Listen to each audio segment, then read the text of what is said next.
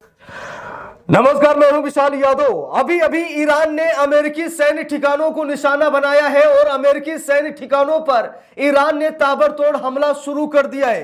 3 देशों पर ईरान एक साथ हमला कर रहा है। 3 देशों पर ईरान एक साथ हमला कर रहा है।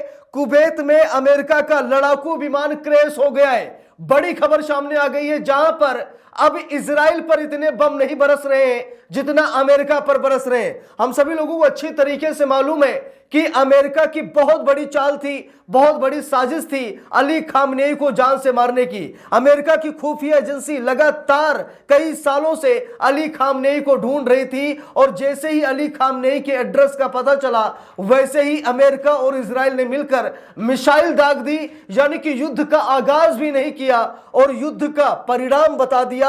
अली खामनेई की मौत, अली खामनेई के परिवार को मौत के घाट उतार दिया। जबरदस्त तरीके से ईरान में तबाही मचाई, लेकिन अब ईरान मर मिटने की कगार पर है। या तो मार देगा या फिर अमेरिका और इजराइल को नक्शे से मिटा देगा।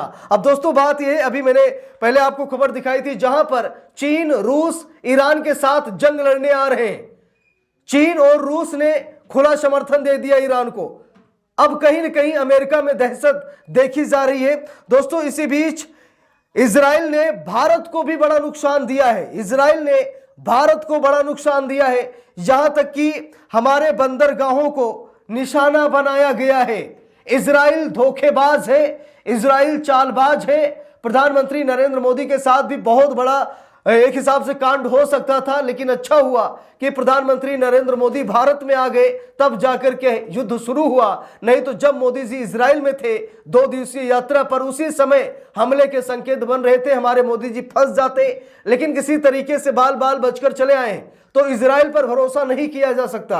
अब दोस्तों यहां पर देखिए, तेजस्वी यादव ने पोस्ट किया है, एक्स पर लिखते हैं, अमेरिका और इजराइल ने ईरान के चाबहार पोर्ट पर हमला किया है। यह वही बंदरगाह है जिसमें भारत सरकार ने करोड़ों डॉलर का निवेश किया है, यानी उन्होंने ईरान में भारत की एक संपत्ति को निशाना बनाया है। पीएम मोदी नेतन्याहू और ट्रंप को अपना दोस्त बताते हैं, तो आखिरकार इजराइल और अमेरिका ने ईरान के चाबहार पोर्ट पर हमला क्यों किया, जहां पर भारत सरकार ने खुद ब खुद करोड़ों डॉलर का निवेश किया है। तो भारत को भी बहुत बड़ा झटका यहां पर इजराइल और अमेरिका दे रहा है, यानी कि हमारे जो बंदरगाह है या हमारी जो प्रॉपर्टी है, हमारी जो हिस्सेदारी है ईरान में, उसे भी तबाह किया जा रहा है। हमारे नागरिक मारे जा रहे हैं। लेकिन दोस्तों अब ईरान ने त्राहिमाम मचाना शुरू कर दिया है। ईरान अब विध्वंसकारी हमले कर रहा है।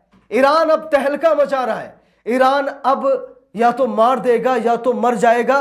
कुछ ऐसी ही नौबत आ गई है। तो दोस्तों सबसे बड़ी खबर यह है कि एक तो रूस और चीन ने ईरान को अपना समर्थन दे दिया है। दूसरी बड़ी खबर यह है कि अब अमेरिकी सैन्य ठिकानों को निशाना बनाया जा रहा है। अमेरिकी सैन्य ठिकानों को तबाह किया जा रहा है।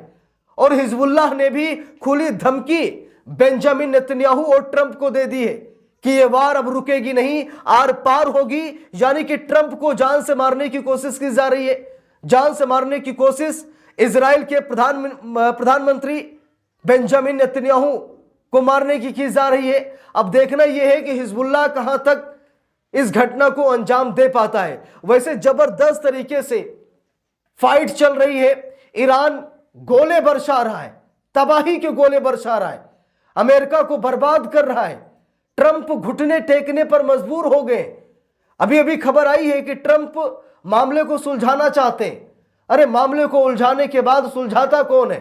क्या अमेरिकी राष्ट्रपति को डर लगने लगा है? क्योंकि हम सभी लोगों को मालूम है कि अगर अमेरिका की जनता पर आंच आई ना, तो अमेरिका की जनता ट्रंप के खिलाफ सड़क पर उतर आएगी। अमेरिकी राष्ट्रपति डोनाल्ड ट्रंप को अच्छी तरीके से मालूम है, यह भारत नहीं है कि यहां पर सरकार के खिलाफ उतरने पर लाठीचार्ज कर दिया जाता है। वो अमेरिका है, वहां तुरंत जनता सड़कों पर उतरती है। और ट्रंप को इसी बात का डर सताने लगा है कि अगर ईरानी मिसाइलें अमेरिका में घुसी या फिर रूस या चाइना ने अमेरिका पर हमला कर दिया तो बड़ी तबाही मच जाएगी और खामियाजा ट्रंप को भुगतना पड़ेगा। हो सकता है कि बनी बनाई सरकार चली जाए और हो सकता है कि जान भी चली जाए। इसलिए अमेरिकी राष्ट्रपति डोनाल्ड ट्रंप मामले को सुलझाने की कोशिश कर रहे हैं कि हमें जिसे मारना था हमने मार दिया। हम नहीं चाहते कि ईरान परमाणु संपन्न देश बने। हमने उसकी गति पर विराम लगा दी, सैन्य ठिकानों को तबाह कर दिया, परमाणु ठिकानों को तबाह कर दिया, यहां तक कि ईरान के सर्वोच्च नेता अली खामनेई को भी हमने मार दिया। अब अमेरिका चाह रहा है कि मामले को ठंडे बस्ते में डाल दिया जाए, लेकिन ईरान झुकने वाला नहीं है। ईरान डटकर मुकाबला करेगा, क्योंकि अब ईरान के साथ कई देश जंग के मैदान में उतर रहे हैं। और ये आगाज जो आज अमेरिका देख रहा है, इसका परिणाम कितना भयानक होगा शायद आज शाम तक क्लियर हो जाएगा। अब कहा जा रहा है कि रूसी टैंक, मिसाइलें, फाइटर जेट, जल सेना, वायु सेना, थल सेना, यानी कि सारी सेनाएं तैयार कर दी है रूस ने। और अगर रूस ने अपना 7वां बेड़ा भेज दिया तो अमेरिका में तबाही मच जाएगी, कोई नहीं रोक पाएगा। ठीक है, इधर चाइना भी कमर कस रहा है, बस भारत के रुख का स्पष्ट नहीं है। वैसे तो मोदी जी ने इजराइल के संसद में कहा था कि हम इजराइल के साथ खड़े हैं, कल भी खड़े थे, आज भी खड़े हैं और आगे भी खड़े रहेंगे। तो प्रधानमंत्री नरेंद्र मोदी ने एक हिसाब से मतलब व्यापार को लेकर, विश्वास को लेकर, यारी दोस्ताना को लेकर या युद्ध को लेकर, यह समझ में नहीं आ रहा कि मोदी जी ने यह बात किस लहजे में की, क्योंकि कभी कभी किस वक्त पर क्या बातें बोली जाती हैं वो मैटर करता है। तब युद्ध नहीं चल रहा था जब मोदी जी इजराइल दौरे पर थे, इजरायली संसद में भाषण दे रहे थे, तब तो युद्ध नहीं चल रहा था। तो यह एंगल नहीं निकाला जा सकता कि मोदी जी इजराइल के साथ खड़े हैं।